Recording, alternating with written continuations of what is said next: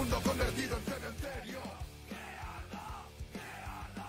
Un estado que domina con el miedo. Una ciudad sumergida en un infierno. Se haga la luz y que venga un mundo nuevo y un futuro mejor cuando se apagó el fuego.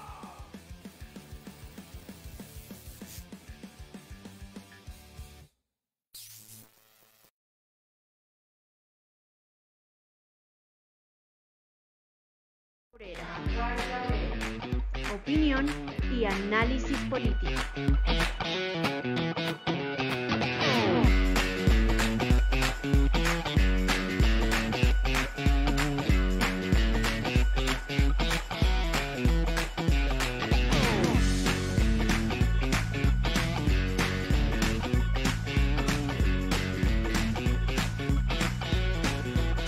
Guardia Obrera.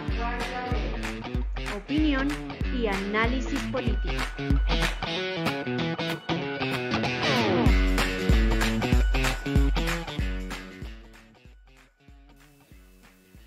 Buenas noches.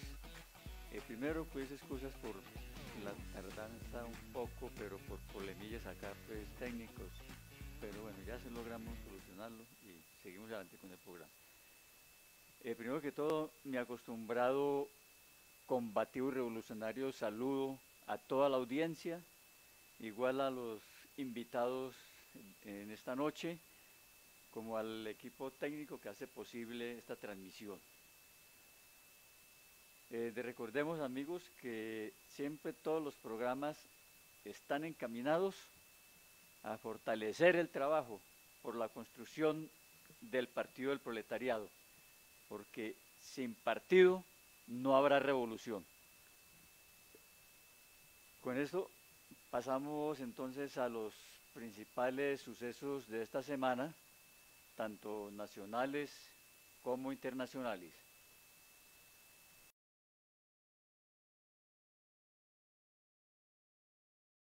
Lo más destacado de la semana. En lo nacional, con la lucha de masas, con manifestaciones, se conmemoró el primer año de la muerte de Dylan Cruz el pasado 23 de noviembre, donde los familiares siguen pidiendo justicia.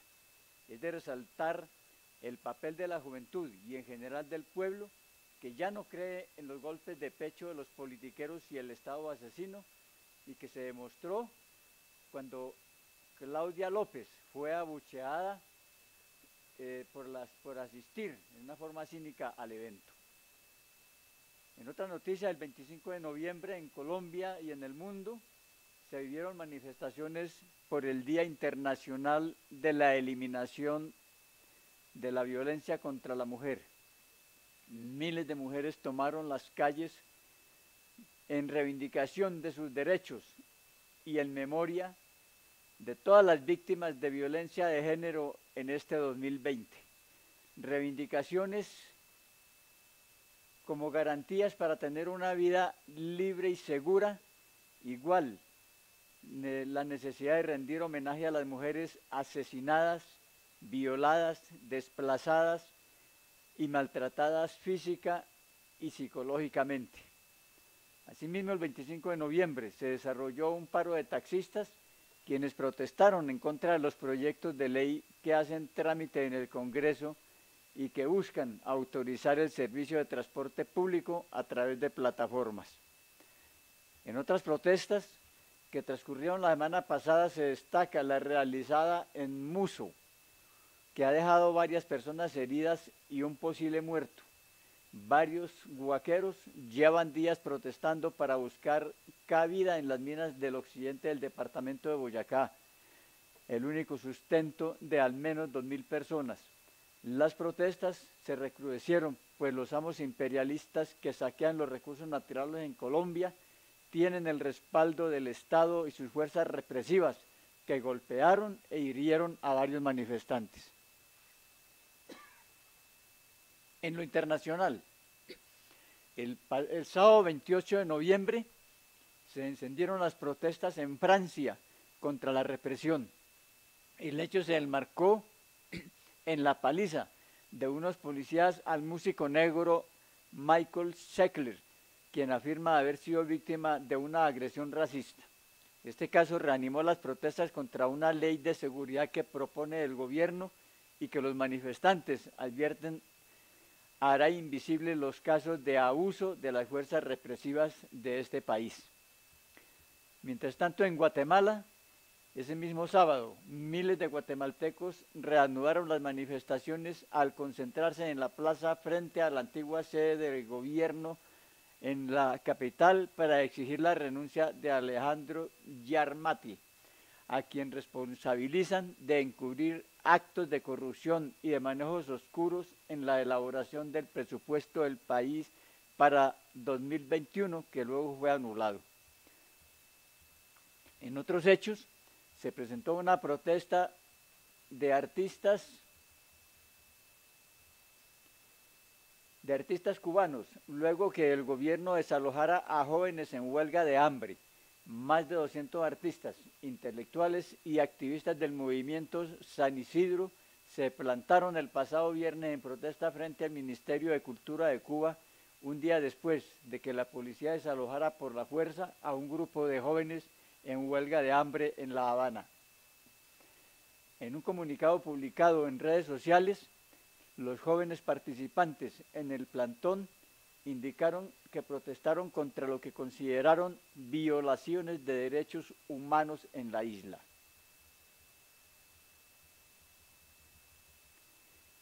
En Chile, arden nuevas protestas contra la violencia y contra el gobierno. En el marco del Día Internacional de la Eliminación de la Violencia contra las Mujeres, cientos de mujeres volvieron a corear, entre comillas, el Estado opresor es un macho violador, para denunciar que siguen siendo asesinadas, los mismos versos que hace un año inundaron a Chile en contra de la violencia machista. También los chilenos se movilizaron para protestar contra las medidas tomadas por el gobierno de Sebastián Piñera, hechos que dejaron al menos unas 7 personas detenidas por alterar el orden público, entre comillas. Y es que el mundo está revolucionado.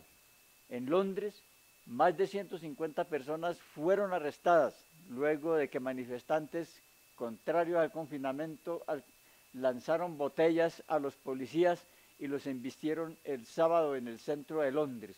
El pueblo no aguanta más. En medio del desempleo, el hambre y la miseria. En cuanto a la guerra imperialista, los preparativos de guerra se hacen más evidentes luego de que el pasado martes un buque de guerra de la Armada rusa expulsara a un destructor estadounidense que había entrado ilegalmente en sus aguas, según informó el Ministerio de Defensa de Rusia. A ello se suma el traslado de un grupo de buques de guerra encabezado por el portaaviones USS Nimitz por parte de Estados Unidos a la región del Golfo Pérsico, con la intención declarada de brindar apoyo militar a la retirada de las tropas de Irak y Afganistán, lo que a su vez se agrava ante el asesinato del jefe del programa de armas nucleares en Irán, Mohsen Fakhrizadeh. Lo cierto es que la retirada de estos buques está prevista para el 15 de enero y forma parte del plan de Trump de disminuir el número de militares en Irak y en Afganistán hasta los 5.000, así como la intención de dejar un mensaje de disuasión para Irán. Movimiento Comunista Internacional.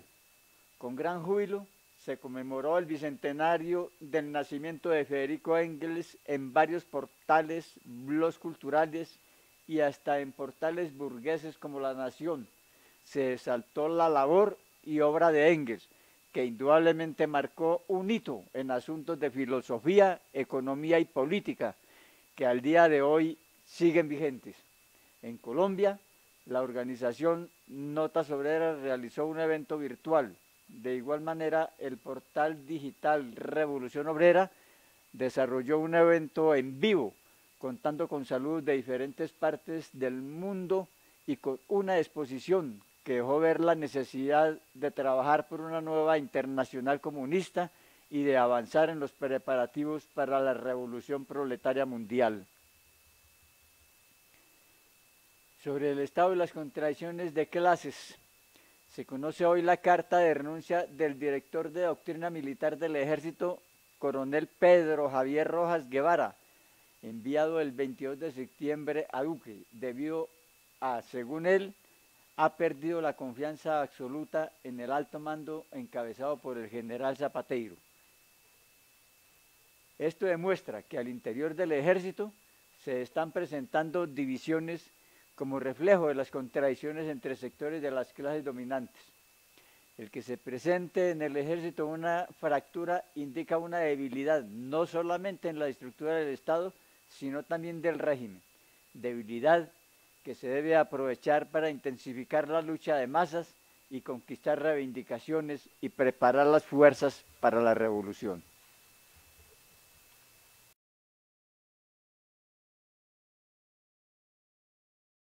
Lo más destacado de la semana.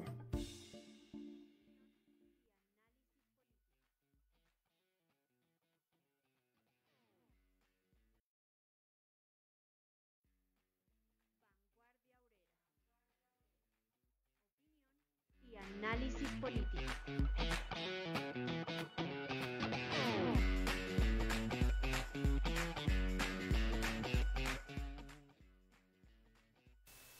Bueno, nuestro tema de hoy será ¿por qué exigir alzas generales de salarios? A propósito de la farsa de negociación del salario mínimo. ¿Por qué exigir alza general de salarios? Como todos los años, por esta fecha empieza la discusión sobre la farsa de negociación del salario mínimo. Decimos farsa por cuanto todos fingen estar interesados en beneficiar la economía del país, pero que en realidad se refieren es a beneficiar a los capitalistas y no a los trabajadores, quienes diariamente padecen el hecho de que su sueldo no alcanza y ver cómo lo hacen, cómo lo estiran para lograr una vida digna. Situación ahora que se agrava porque en muchas familias algunos se quedaron sin empleos y lo cual significa que estas familias deben sostenerse con el salario de quien aún conserva el empleo. Todos los años, los burócratas sindicales fingen ser muy radicales, exigiendo un porcentaje por encima de lo que es la inflación para el próximo año. Muestran de labios para afuera indignados cuando no logran la supuesta concertación con los gremios y el gobierno que los representa, levantándose de la mesa según muy molestos, pero que finalmente el gobierno de turno decide el decreto del reajuste para el año siguiente. Hoy precisamente ante esto, esta farsa pues que se presenta en esa discusión, ¿por qué es tan urgente la lucha por alza general de salarios? Y no solamente para quienes están empleados, sino también para los desempleados y despedidos. Con nuestros invitados de hoy, que son los compañeros Ricardo y José, profundizaremos al respecto y por supuesto miraremos el qué hacer. Vamos a iniciar con el compañero José. ¿Por qué una farsa?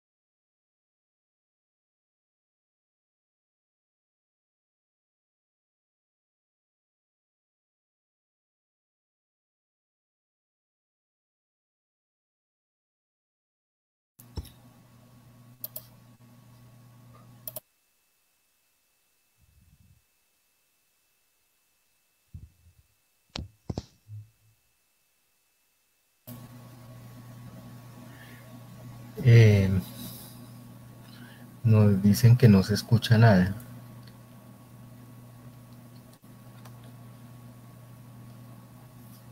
Qué pena con ustedes ahí. ¿Se escucha? Por favor, reporten.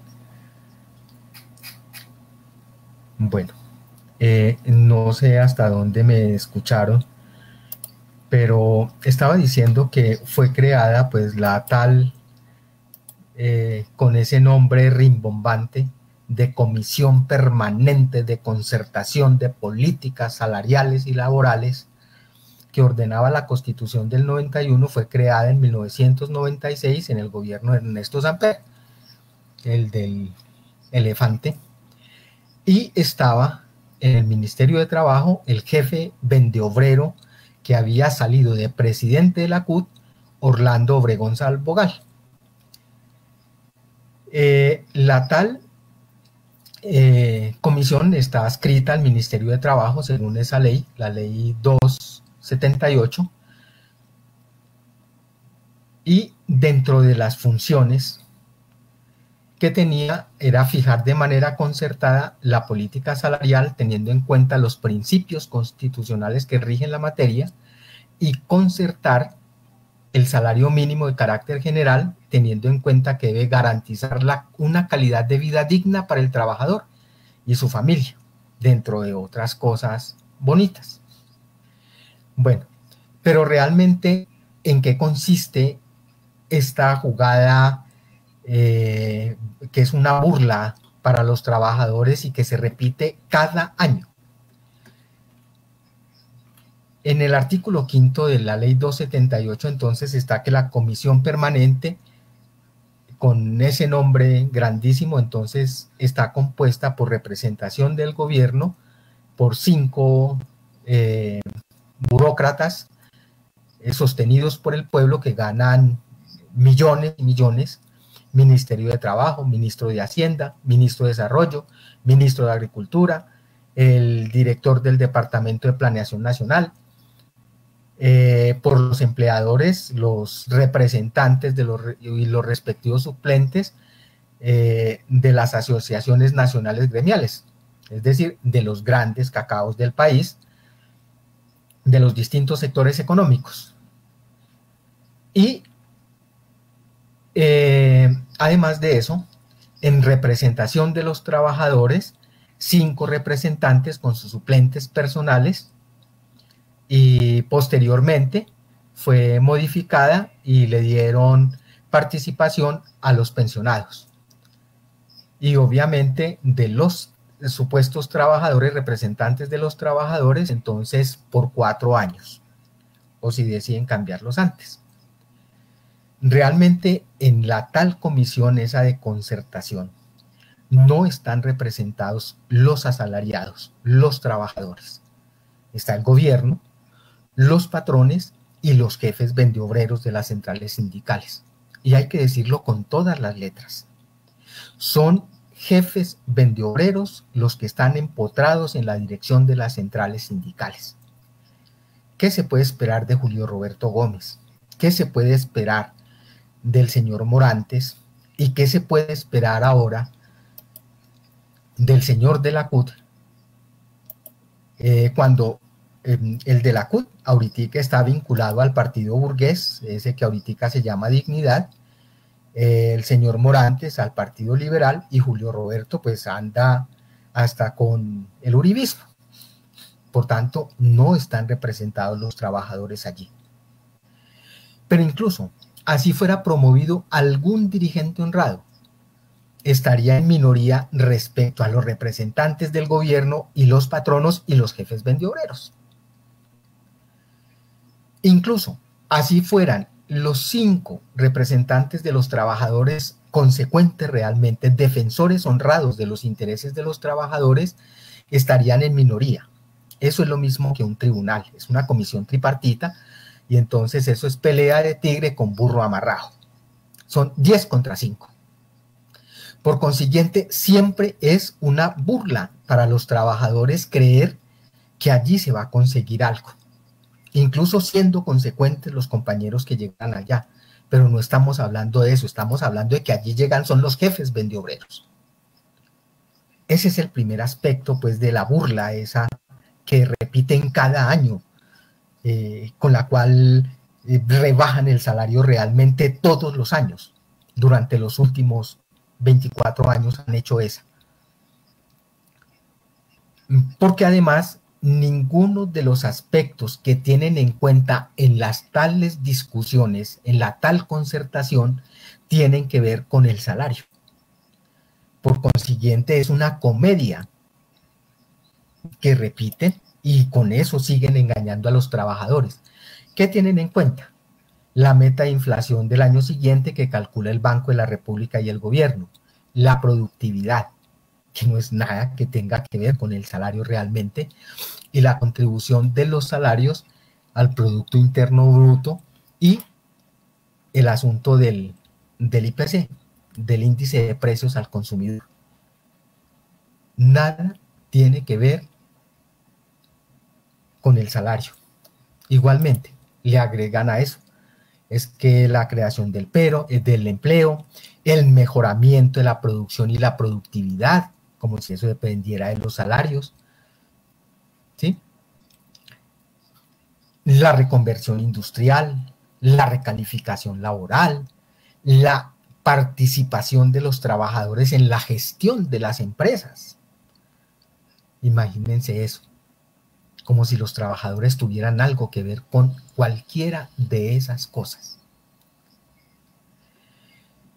Pero además de eso,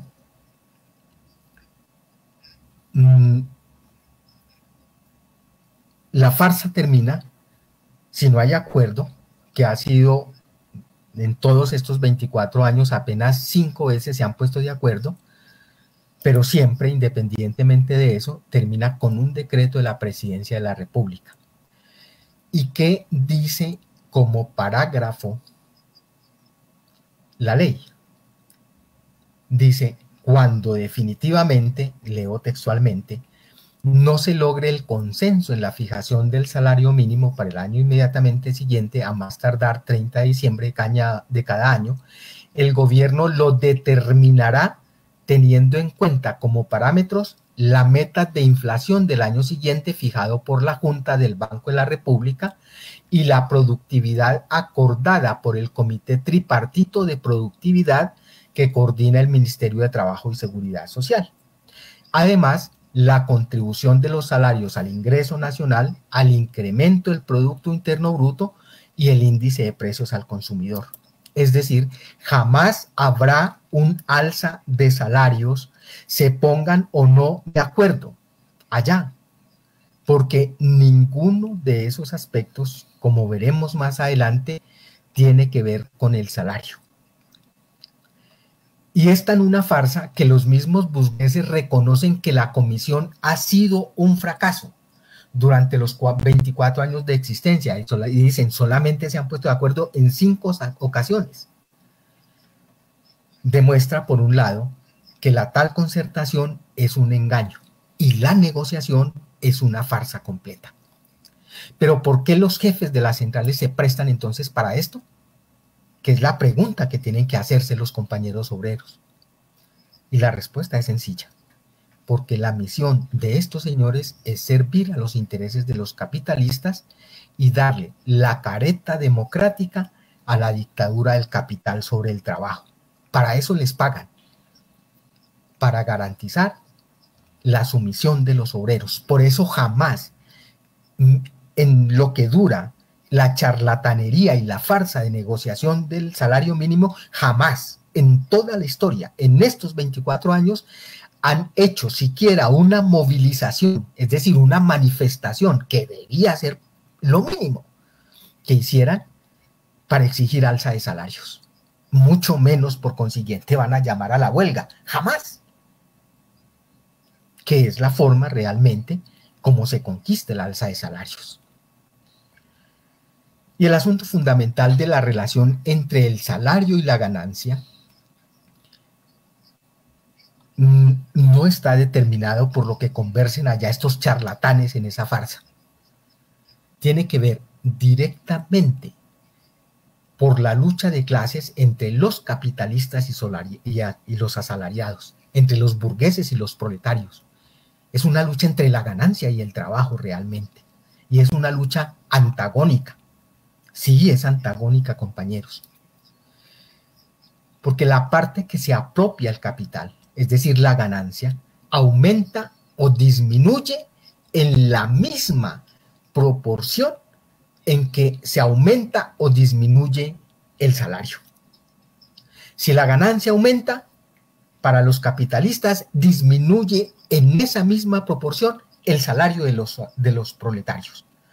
Y si el salario aumenta, se disminuye en la misma proporción la ganancia de los capitalistas. Y eso está determinado es por la lucha de clases, es decir, por la capacidad que tengan los trabajadores para exigirla con la lucha, con la huelga, con la movilización. Cuando se impuso en Colombia la política esa de la conciliación de clases y la concertación con los enemigos, se redujo terriblemente el grado de organización de los trabajadores, que apenas llegan al 4% en la actualidad. Y por tanto, los trabajadores no pesamos, no hacemos valer nuestro peso en la sociedad como los creadores de toda la riqueza social. Pero además, contamos pues con el número que es gigantesco. Somos más de 20 millones de asalariados y no hacemos valer porque no tenemos esa organización. Y a ello se agrega la dirección ideológica y política de todo el movimiento obrero. Y en las actuales condiciones, la dirección está colonizada mayoritariamente por los liberales, es decir, por los capitalistas industriales y los comerciantes, por los socialdemócratas, burgueses también, y por los oportunistas, es decir, por los que se dicen defensores de la clase obrera, que incluso tenían nombres como de movimiento obrero independiente y revolucionario, ¿sí? Los señores que ahorita se llaman Dignidad, por los falsos comunistas que llamamos los obreros revolucionarios, por los mamertos, que no son partidos obreros, sino que son partidos oportunistas que le sirven a los capitalistas, son agentes de la burguesía en el seno del movimiento obrero. Nosotros perdimos nuestro propio partido y por eso lo perdimos en el 75 y por eso se impuso esa dirección en nuestro movimiento y no contamos aún con un partido, no hemos podido reconstruir nuestro propio partido que dirija la lucha de todos los trabajadores en alianza con los campesinos. Esa es la razón fundamental por la cual ahora se encuentra poco organizada nuestro movimiento, incluso nuestro movimiento sindical, que se encuentra dividido e impotente para luchar, incluso por alza general de salarios, y mucho más, por consiguiente, para derrocar y acabar, pues para derrocar a los enemigos y acabar con la explotación asalariada. Esto es lo que hay que decir en primera instancia. Es una farsa porque el salario no está determinado por la negociación que hagan los agentes, es decir, los enemigos de la clase obrera en la tal comisión esa con ese nombre rimbombante que tiene.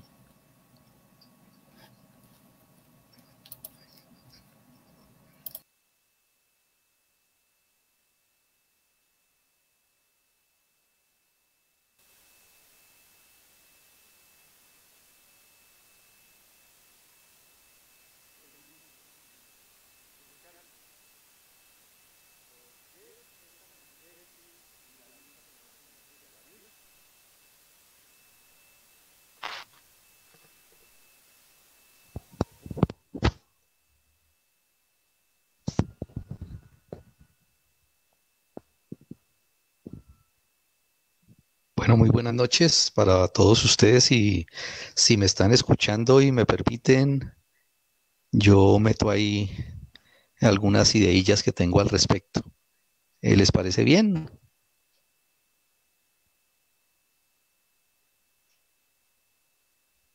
Por supuesto.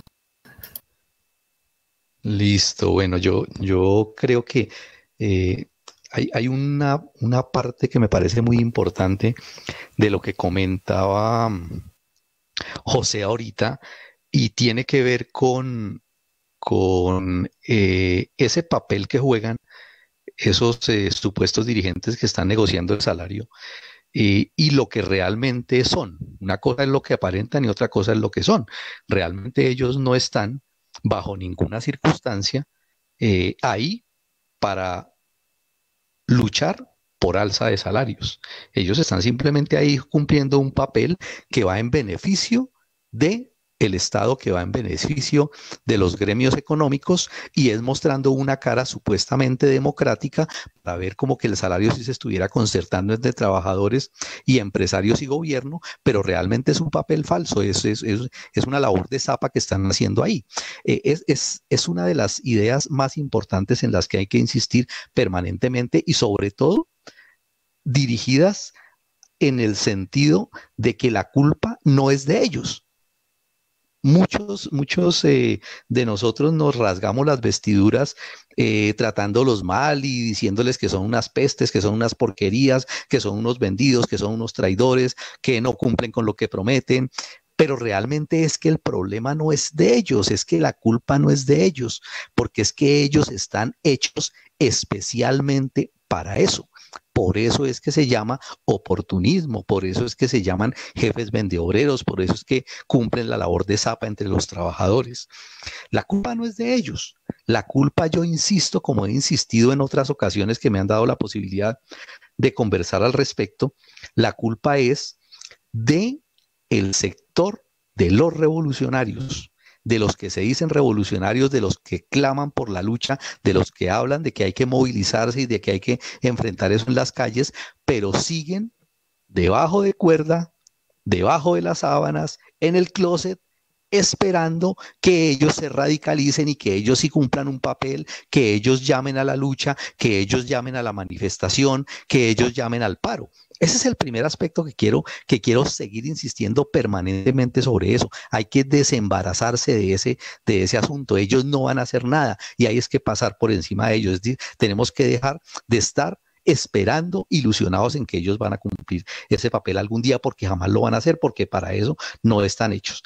El segundo aspecto que quiero yo insistir, también dirigido hacia los trabajadores revolucionarios, hacia los obreros conscientes, hacia los comunistas que dicen que están luchando por la transformación del sistema, que están luchando por preparar a la clase obrera y a los campesinos para trabajar hacia la mejora de las condiciones y la lucha por la revolución.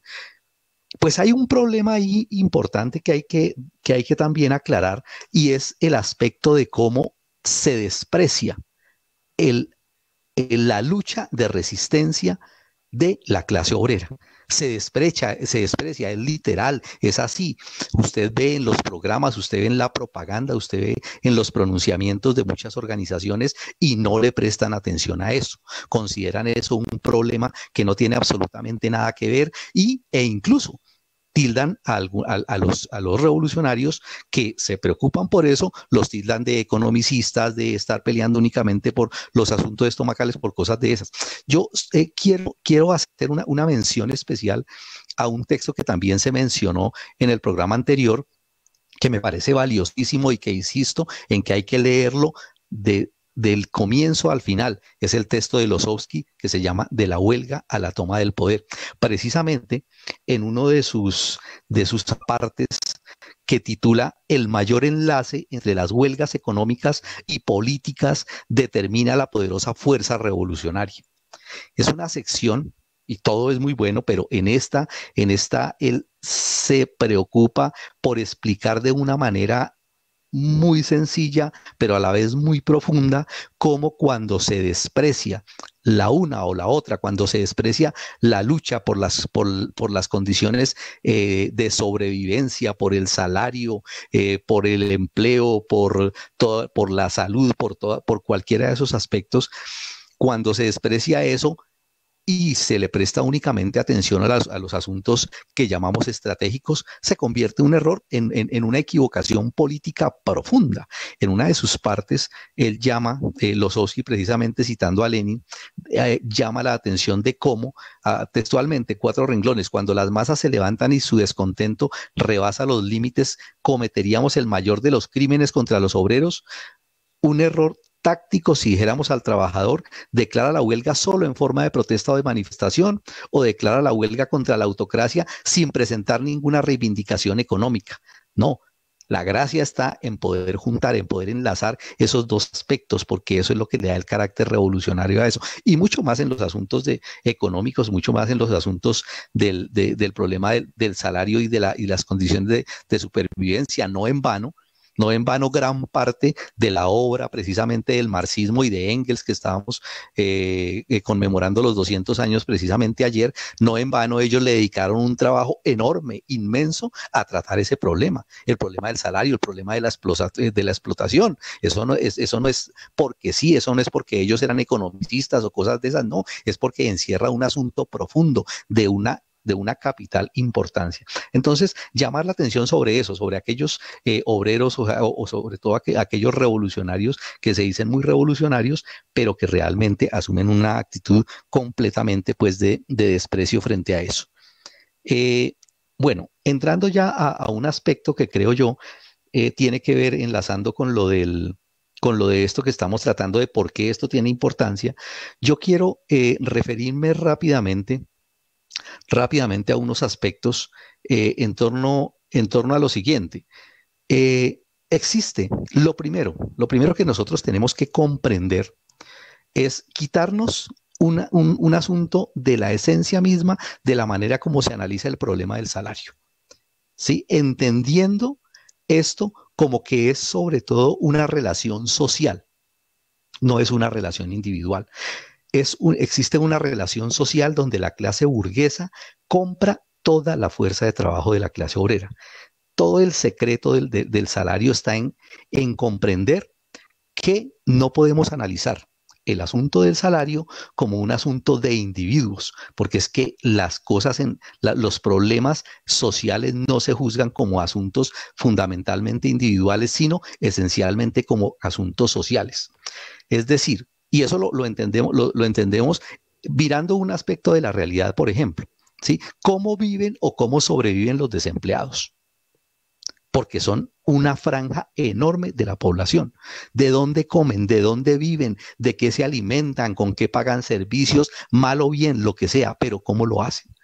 Es precisamente porque ellos viven y sobreviven fundamentalmente con el salario de los que tienen empleo. Es decir, es el conjunto de la clase obrera, es el conjunto de las masas las que están en esa relación general con eso.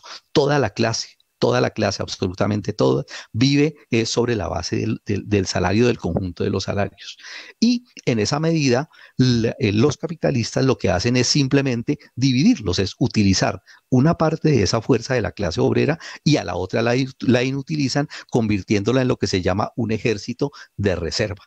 Es decir, fuerza de trabajo que tienen ahí para reemplazarla, para trasladarla de unos sectores a otros de acuerdo a las fluctuaciones y al desarrollo de ciertas líneas de producción, pero todo eso se desarrolla así. Es decir, todo el conjunto de la clase obrera sobrevive a base de ese salario y por lo tanto, es una condición que hay que mirarla de esa manera, como una relación social, no individual. Lo individual es puramente secundario, es puramente temporal y puramente relativo. Hoy una persona puede tener empleo, mañana está desempleada, hoy pueden subirle el sueldo, mañana se lo bajan, hoy trabaja por horas, mañana trabaja X y de X y de Y manera. Pero claro, la concepción de la burguesía y la concepción del Estado es manejar eso como individuos, ¿no? Divídelos y los vencerás. Entonces siempre ellos tratan de manejar ese asunto como un asunto puramente individual, entonces lo discuten incluso de esa manera. Entonces no, hay que verlo como un asunto social. Todo el conjunto de la clase burguesa compra el salario de todo el conjunto de la clase obrera. Ese es un aspecto primero que quería yo destacar. Bueno, las condiciones, otro aspecto. ¿Por qué hablamos de las condiciones de superexplotación? ¿A qué nos referimos cuando hablamos de que existen unas condiciones históricas que se han agravado incluso por la crisis económica que viene desde el 2018 y ahora con la pandemia? El trabajo, o mejor, la fuerza de trabajo, es una mercancía. Una mercancía que tiene un valor. Realmente es la única mercancía de la cual son dueños los obreros. No producen. La condición del obrero es que solamente tiene su fuerza de trabajo para venderla. Él la compra y la vende. Los obreros compran y venden, perdón, su fuerza de trabajo, y entonces eso se vende por un valor. El valor se determina como cualquier otra mercancía por el tiempo de trabajo necesario que se invierte para producirla, es decir, cuánto se debe consumir, cuánto se necesita para producir la fuerza de trabajo. Y cuando hablamos de la fuerza de trabajo, hablamos de cubrir las necesidades básicas, no solamente del obrero, sino del conjunto de toda la fuerza obrera, del conjunto de toda la clase. Cuánto se necesita, cuánto hay que arrancarle, cuánto es lo que al producirlo se necesita para eso. Y eso incluso se cuantifica, ¿no? Entonces, sacando los análisis, sacando los estudios de eso, se ha mirado que efectivamente el salario en estos momentos está representado más o menos, la cifra que está por alrededor de 1.800.000. ¿Cuándo? ¿Y por qué? Porque eso es lo que representa, con eso puede cubrir las necesidades generales de eso, de las necesidades del conjunto de la clase obrera. Todo lo que esté por debajo, bueno, y obviamente pues de ahí surge también el asunto de la plusvalía, ¿no? Es decir, cubierto eso, de ahí para adelante se genera la plusvalía, lo que se apropia el burgués por encima de eso. Ahora, lo que se recibe como salario cuando el obrero está por debajo, la clase obrera está ganando por debajo de esa necesidad básica para cubrir sus necesidades, ¿sí? Está hablando de una condición de superexplotación. Es decir, se le está superexplotando porque no se le está dando ni siquiera lo que necesita para reproducirse él y su clase de acuerdo a las necesidades que tiene. Lo que recibe como salario del conjunto de la clase obrera está muy por debajo y cada vez está empeorando. Todo lo que se embolsilla la clase capitalista en su conjunto por encima de ese mínimo es plusvalía, y todo lo adicional que se apropia entre el salario mínimo que rige de acuerdo a eso y que representa lo que debería recibir, concentra en términos reales la condición de superexplotación de toda la clase obrera. Dicho en palabras bonitas, me parece muy ilustrativo y obviamente pues con más hilazón lo que dice Marx en una de sus obras, en el de Trabajo Asalariado y Capital. Encomillado dice: por tanto, el coste de producción de la fuerza de trabajo simple se cifra siempre en los gastos de existencia y reproducción del obrero. El precio de este coste de existencia y reproducción es el que forma el salario. El salario así determinado es lo que se llama el salario mínimo. Al igual que la determinación del precio de las mercancías en general por el coste de producción, este salario mínimo no rige para el individuo, sino para la especie. Hay obreros, millones de obreros que no ganan lo necesario para poder vivir y procrear, pero el salario de la clase obrera en conjunto se nivela dentro de sus oscilaciones sobre la base de este mínimo. ¿Sí? Es, en palabras bien dichas y muy hiladas, lo que estamos explicando. Se ha incrementado drásticamente las condiciones de superexplotación de la clase obrera. Es una realidad objetiva. Y además de eso, la crisis honda y profunda en la que ha venido el sistema capitalista, pues la han recargado sobre los hombros de los trabajadores, precisamente aprovechándose de eso, y en estos momentos en la pandemia se han aprovechado también para profundizarla mucho más, es decir, con el hambre, con la miseria, con el desempleo. Los desempleados, toda esa cantidad de desempleados que cada vez son más y que viven y sobreviven de los trabajadores en activo, no viven de la caridad de los capitalistas, están realmente como una fuerza ahí que vive es a costa del sudor y del trabajo de los que están en activo. Por ende, si se logra un alza general de salarios, beneficia es al conjunto de toda la clase obrera. Contrario a lo que dicen los economistas, pues los defensores pues del Estado y los que hablan de que no se puede pues mejorar los salarios porque eso va en detrimento del empleo y a desmejorar las condiciones. Recientemente pues los economistas han hecho unos supuestos estudios para incluso decir por qué para el 2021 ni siquiera debería haber algún incremento en el salario, sino incluso reducirlo con el vano y mentiroso argumento de que si a algunos obreros, tratándolos como individuos, de que si a algunos obreros se les mejora el salario, entonces eso va a ir en contra de los que no tienen trabajo, porque les va a impedir conseguir trabajo, porque no van a alcanzar ese salario mínimo y porque eso va a empeorar las condiciones de ellos. Entonces, por lo tanto, que unos individuos tienen que sacrificarse para que los otros puedan comer. Más o menos con ese cuento pues andan, cuando la realidad es otra, cuando la realidad es que independientemente de que tengan bajitos salarios o altos salarios una parte de los obreros, en últimas todo el conjunto de la clase obrera va a vivir o sobrevivir descansando sobre el salario que ganan los obreros en activo, porque al final eso socialmente se distribuye de una u otra manera, eso se distribuye de muchas formas, pero termina siendo así. Pero además de eso, porque un alza general de salarios sí incluso es el mejor motor para impulsar la reactivación económica. Muchos economistas burgueses incluso así lo reconocen. Eso es una pelea que tienen entre ellos mismos, porque realmente la reactivación económica se mejora con los salarios. ¿Por qué? Porque los obreros, en la medida en que tengan mayores posibilidades, en mayores posibilidades de salarios, pues van a tener la posibilidad entonces de adquirir mayores productos, la plusvalía. Incluso es un beneficio para la misma burguesía. ¿Por qué? Porque la plusvalía que ellos extraen a los obreros no se realiza con los productos embodegados, sino que se realiza es en la medida en que se complete todo el ciclo del proceso productivo. Entonces, si esas bodegas están repletas, atestadas de productos, pues sencillamente ahí pierde. Entonces, no, la reactivación, incluso la mejora en las condiciones de salario, va a mejorar la reactivación económica en ese sentido. Si toda la clase obrera mejora sus salarios, van a poder acceder a más productos de mejor calidad, más diversos. Los obreros producen montañas de mercancías que no pueden consumir simplemente porque tienen salarios bajos. Pero claro, una de las características también de los capitalistas es que ellos a eso no le prestan ninguna importancia.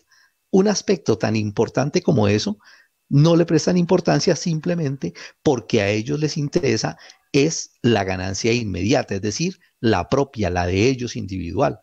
Ellos no están interesados en salir a flote todo el conjunto de la burguesía ni nada de eso, porque ellos al final también son como buitres, ellos se disputan como buitres, y esa condición los lleva precisamente, es parte de la daga con la que ellos mismos se degüellan, porque ellos se destruyen unos a otros también, ¿sí?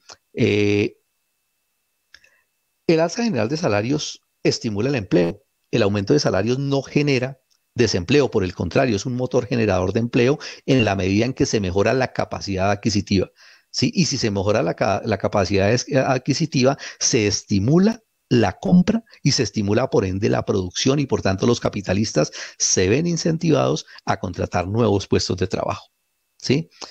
Pero obviamente por todas las contradicciones internas de ellos y por toda esa disputa intestina, pues eso no lo van a hacer en ningún momento. Un alza general de salarios tampoco genera inflación, ¿sí? Ese cuento que han levantado de que un alza general de salarios genera inflación, ¿sí? Es la discusión misma que explicó Marx en sus obras, cuando precisamente lo que decía era que no. Es decir, el alza general de salarios, entonces el cuento de ellos es que produce inflación porque se produce y se empieza a producir en grandes cantidades, se empieza a consumir a aumentar el ingreso de unos productos, de esos productos de primera necesidad.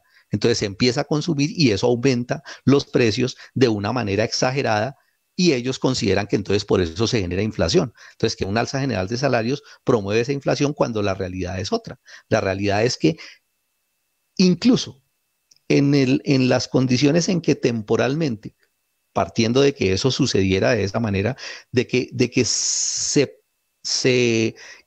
aumentara el consumo temporalmente de algunos de los productos, lo que hace la economía, lo que hace el capitalismo simplemente es trasladar capitales. Los capitales se trasladan de unas ramas de la producción a otras y simplemente si hay que dedicar más inversión a una rama de la producción porque esa es la que está boyante, porque esa es la que está en alza, pues hay grandes capitales que se trasladan hacia eso, ¿no? Eso, por ejemplo, ahorita se ven con la pandemia, es una demostración de eso.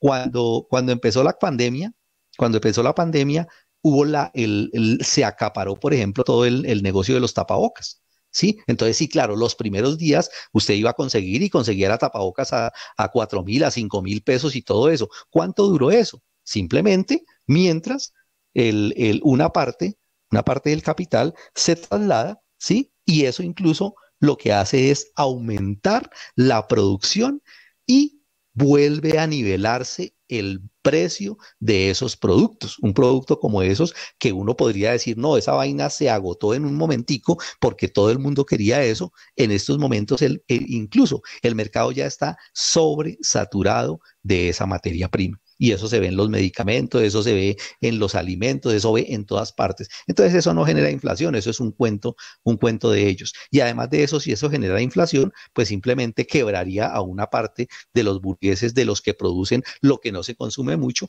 y eso al final no, eso al final termina nivelándose. Es muy importante prestarle atención a esos aspectos y estudiarlos en los escritos, pues, que son muy bien escritos, muy bien explicados, muy bien desarrollados en lo que trabaja el marxismo de eso, porque ahí está la clave para comprender bien cómo es que funciona y por qué toda esa alaraca del gobierno frente a eso es pura y real y física basura. Nosotros tenemos que entender que lo que decía José ahorita es muy cierto. El asunto del salario no se determina en las mesas de concertación, absolutamente, jamás. Mientras el movimiento obrero mantenga esa idea de que los salarios se resuelven en las mesas de concertación, la lógica va a ser siempre la misma. Peores condiciones para los trabajadores, mejores condiciones para los capitalistas. Entonces hay que arrebatarles eso, hay que tomar esa bandera en las manos y hay que levantarla con firmeza, y a los revolucionarios y a los obreros conscientes, ¿sí? Cogerlo eso y estudiarlo profundamente y agarrarse firmemente a trabajar por eso. Era eso lo que quería comentarles por ahora. Muchas gracias. En esa misma línea de ideas de Ricardo, habría que agregar otro asunto que me parece muy importante ahorita. Toda la situación creada por la pandemia, que ahorita sirve de argumento a los explotadores, al gobierno, e incluso le va a servir a los mismos jefes traidores y vendeobreros para decir que no se puede aspirar tan alto a un aumento tan grande, aunque a ellos les parece altísimo el que estén exigiendo el 14%, ¿sí? Es la crisis social.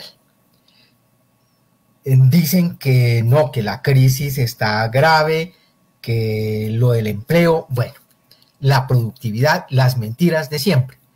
Pero incluso un alza general de salarios, contrario a todo lo que digan, no aumentaría la crisis social, por el contrario, la mitigaría.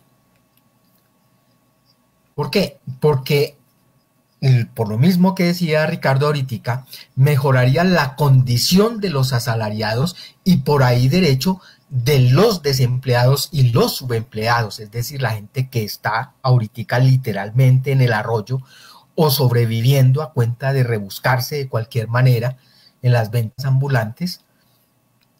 Y por eso es necesario ahorita, incluso con más fuerza, levantar el alza general de salarios. pero además de eso, ligándola con la lucha por el subsidio a los desempleados y subempleados. Eso mejoraría en general las condiciones del pueblo y aliviaría la crisis social. Y el asunto es tan sencillo que incluso la misma burguesía o sectores de la burguesía sabe que esta crisis social que ha creado la crisis económica y fue agravada por la pandemia está alimentando un estallido social, y a eso le temen terriblemente. Y por eso distintos sectores se han apresurado a proponer lo que llaman la renta básica universal para desinflar la bomba social que se está armando y que ellos le tienen mucho miedo, porque es un levantamiento popular que haría temblar todo su régimen, absolutamente todo, ¿sí? Seguramente este año, en el esperpento ese de la tal comisión, se va a discutir ese asunto de la renta, porque eso lo tienen los señores del Comité Nacional de Paro dentro del pliego de emergencia, pero no lo van a resolver allí. De hecho, ni el Estado, ni los mismos señores de los gremios van a aprobar ese asunto. Nuevamente, por consiguiente, entonces saldrán los jefes vendiobreros a decir de las centrales diciendo que no se pudo. Igualmente van a salir diciendo no se pudo el 14% que estábamos exigiendo, pidiendo pues de aumento de salario, que corresponden a 120.000 pesos, mientras los gremios están proponiendo entre 24 y 36.000 pesos y el gobierno está hablando de 50.000, algo así. Pero realmente el salario no lo van a subir este año por encima del 5%. No lo van a subir por allá encima del 5 o el 6%. Y van a ser los señores vendiobreros como siempre, no se pudo.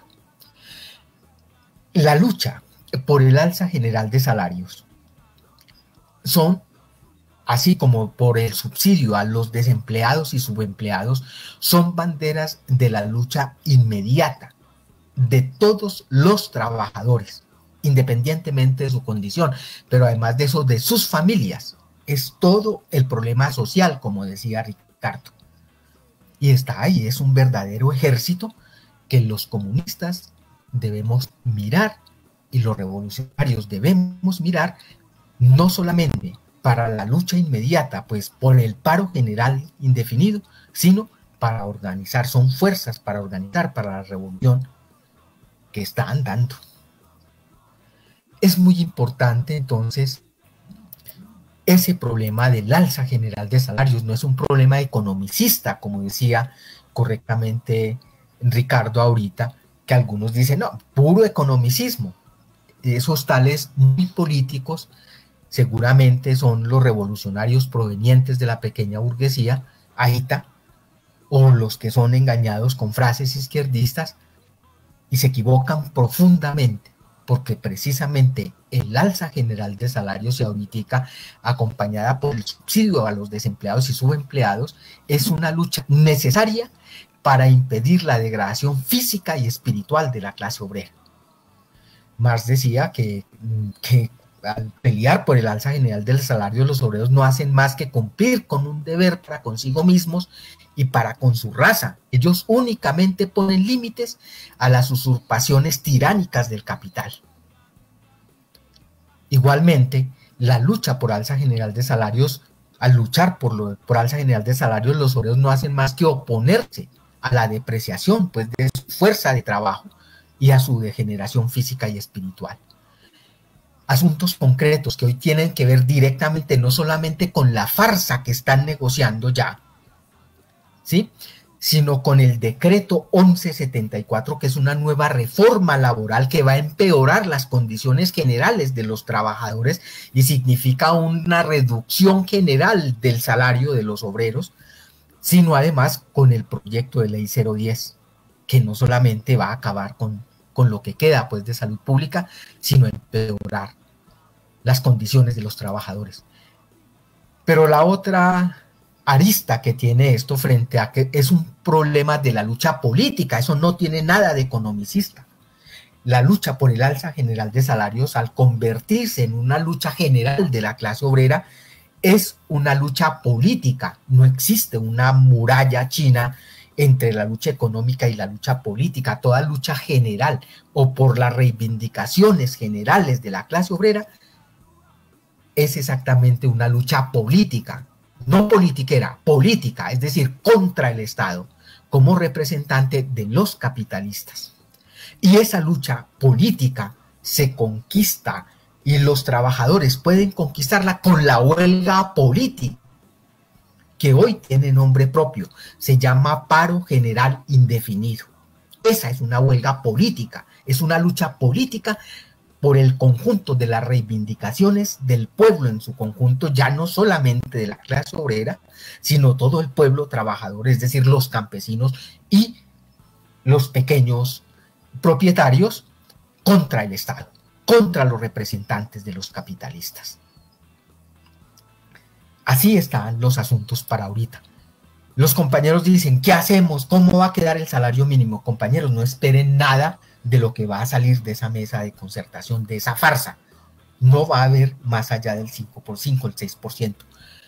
Un alza general de salarios realmente se va a conquistar con el paro general indefinido. Eso era lo que yo tenía que decir, compañeros, y muchas gracias.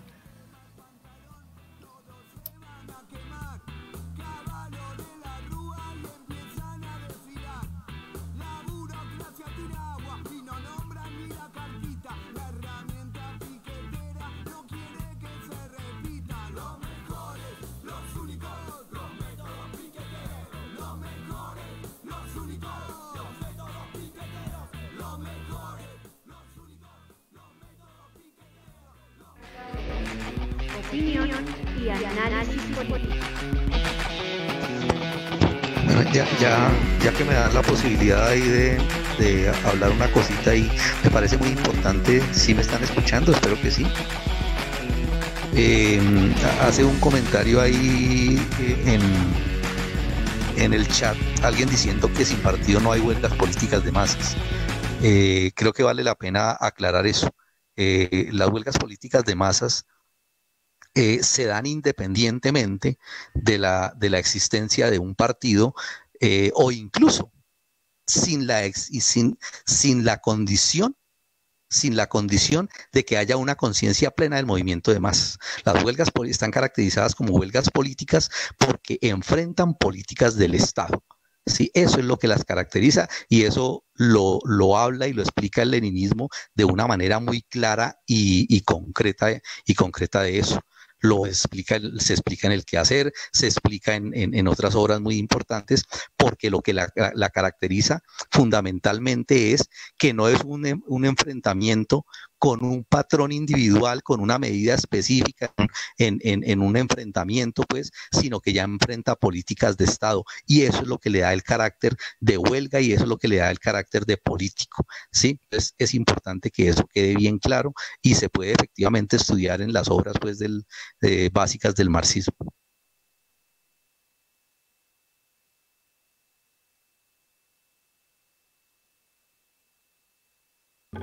¿Qué hacer?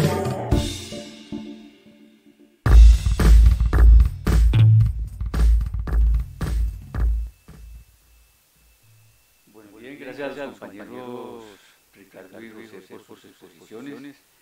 Y ante toda esa situación que ellos han manifestado, pues en donde realmente si no nos organizamos de una forma consciente, pues ya vemos el futuro pues que nos espera con la reducción de los salarios aún mayor a los que ya están pues que están por el suelo, pero se agudizaría esa baja de salarios a un porcentaje más grande. Entonces, ante esa situación, ¿qué hacer? Entonces nos preguntamos qué hacer. Tenemos que respondernos, entonces tenemos que responder qué nos corresponde ahora a los trabajadores, a la clase obrera, a los desempleados, a los subempleados, incluso al mismo movimiento, al campesinado pobre.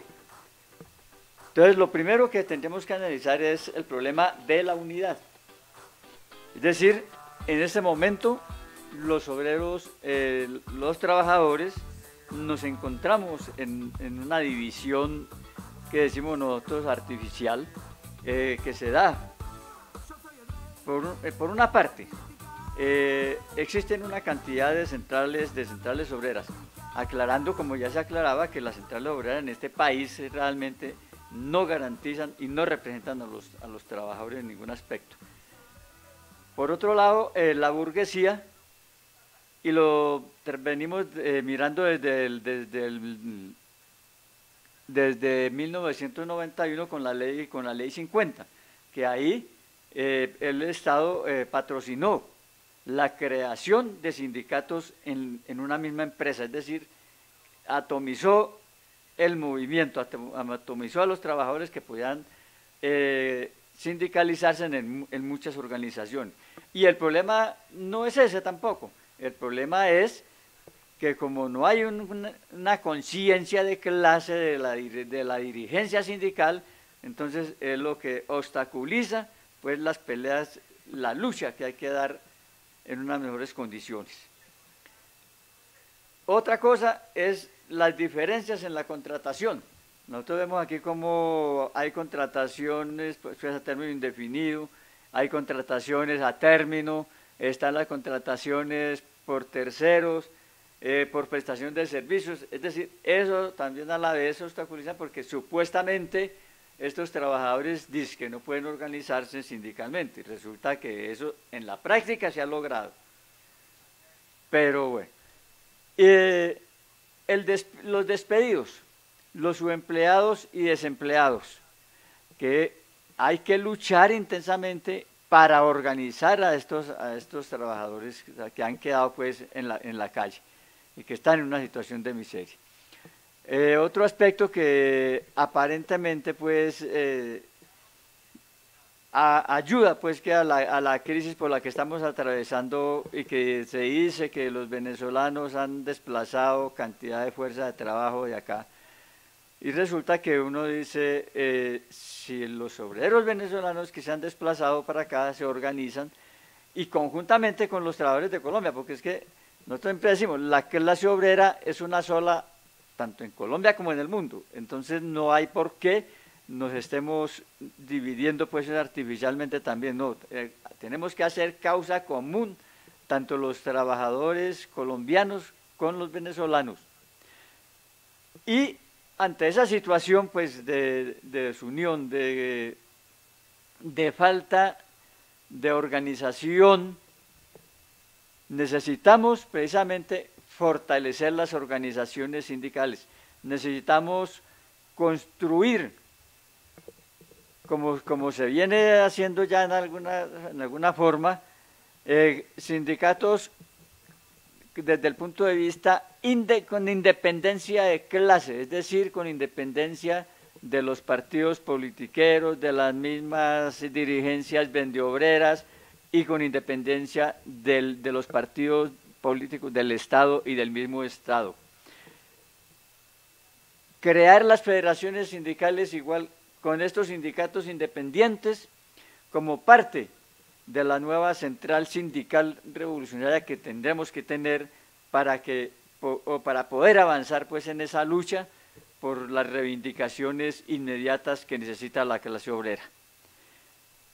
Hay que organizar a los desempleados, ya lo decíamos nosotros, aquí son millones los desempleados y los desempleados tienen mucho que hacer organizándose.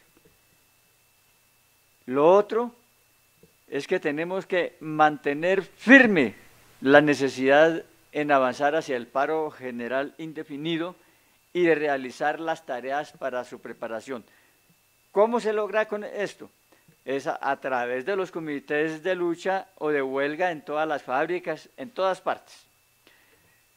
Las asambleas o encuentros obreros populares con planes de trabajo que precisamente vayan encaminados hacia la concreción de ese paro general indefinido, y para esto tendremos que necesariamente fortalecer el bloque por el paro general indefinido, que es la organización que salió en oposición precisamente a esas organizaciones vendeobreras como las burocracias sindicales y el Comité Nacional, que ya no es de paro, sino el Comité Nacional de No Paro. Y por último, compañeros, amigos que nos están escuchando, no podemos olvidar que la clase obrera políticamente debe organizarse en su partido, para que dirija a las masas hacia el socialismo, y en que el salario no se regirá entonces bajo los parámetros de la ganancia, sino del desarrollo de toda la sociedad. Por tanto, a cada quien se le dará de acuerdo a su trabajo, y el remanente general de lo producido no será acaparado por un puñado de parásitos como hoy en el capitalismo, sino que ese remanente será invertido en beneficio de toda la sociedad. Entonces, en salud, en educación, en vivienda, bueno, en todo lo que requiere la clase obrera, lo que requiere la humanidad para una vida pues acorde a sus condiciones como productores de la riqueza. Entonces, por eso, ese partido político, ese partido revolucionario basado en el marxismo, leninismo, maoísmo, que realmente nos garantice la victoria para llegar al socialismo y como camino al comunismo.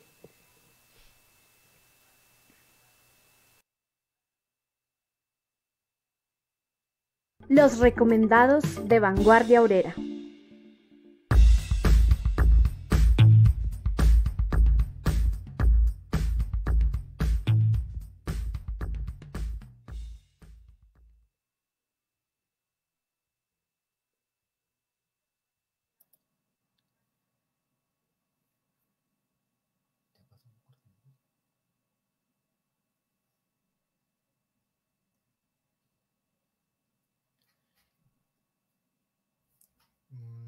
Bueno, ya para terminar con esta parte, como siempre, los recomendados, necesario, obligatorio volver a estudiar para entender esa relación, la más profunda del capitalismo, no es cualquier cosa, es la relación económica más profunda del capitalismo, salario, precio y ganancia de Carlos Marx, trabajo asalariado y capital también de Carlos Marx, para entender pues a profundidad y por supuesto pues el capital en la teoría de la plusvalía y la lucha pues por el salario en el tomo primero del Capital. Como artículos de actualidad ahorita, recomendaría A conquistar el alza general de salarios con el paro nacional indefinido, que fue publicado casualmente el 15 de diciembre del año pasado en el portal Revolución Obrera. Ahí hay una muy buena explicación actual de esas profundas relaciones con la lucha concreta ahora. Y hoy hay un nuevo artículo publicado hoy en el portal Revolución Obrera que se llama Por un alza general de salarios también.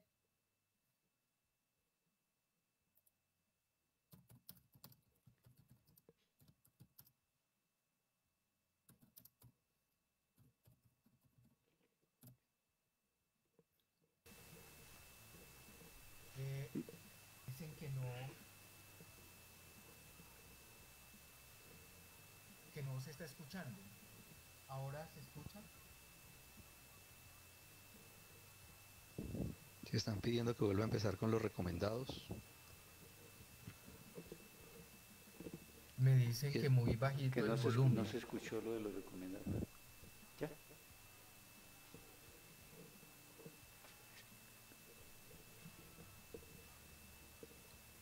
Bueno, para repetir, de donde se explica bien a profundidad las relaciones que tienen que ver con el problema del salario, que es la relación básica más profunda de la sociedad burguesa, de la sociedad capitalista, y su relación incluso con la lucha política, tenemos Salario, Precio y Ganancia de Carlos Marx. Es necesario volver a estudiar o estudiarlo. Igualmente de Carlos Marx, Trabajo asalariado y Capital. Son escritos muy cortos, pero más a profundidad está expuesto en el primer tomo del Capital.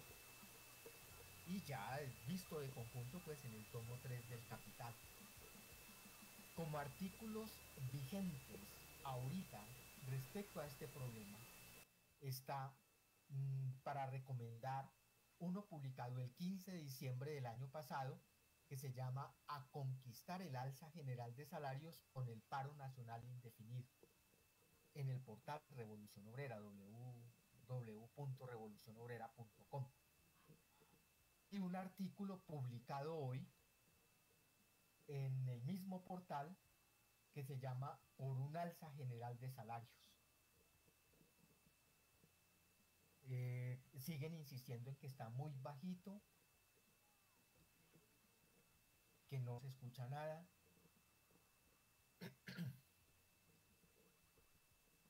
Bueno, de todas maneras, ya para no alargar más esto, hay un texto que es importantísimo a propósito de la polémica presentada, de la discusión presentada en el chat respecto a si hay huelgas políticas sin partido, que para que haya huelgas políticas se necesita el partido o no, y la relación entre economía y política también.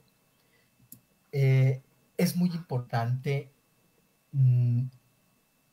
volver a estudiar o estudiar, para los que no conocen, de la huelga a la toma del poder de los Oski. Es un folleto corto muy ilustrativo, agarrado de la experiencia concreta del movimiento obrero, que ayuda a comprender incluso esas relaciones, y no solamente esas relaciones, sino la obligación incluso de los comunistas, siendo una minoría en una sociedad, de cómo pueden aprovechar levantamientos de las masas y huelgas políticas y transformarlas en otro asunto, en una lucha general política, no solamente por las reivindicaciones inmediatas, sino por la conquista del poder. De ese calado es el asunto. Entonces son textos urgentes para estudiar a profundidad, para que ampliemos los horizontes de nuestra clase y para que podamos orientarnos con independencia y hacer frente a la situación que está viviendo nuestra clase y que está viviendo el pueblo colombiano. Esos serían los recomendados para hoy. Bien, compañero José. Entonces,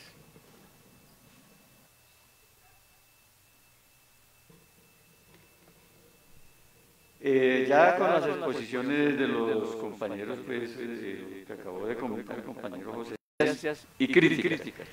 Pero antes pues, los invitamos a que nos visiten por los canales pues, de YouTube, por el portal y redes de Revolución Obrera.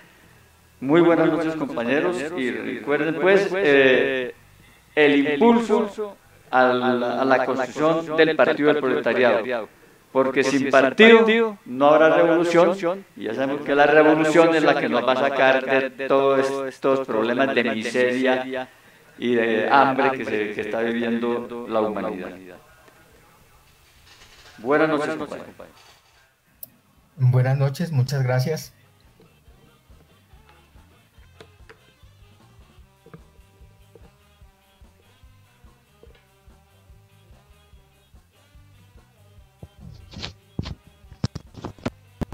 Dos.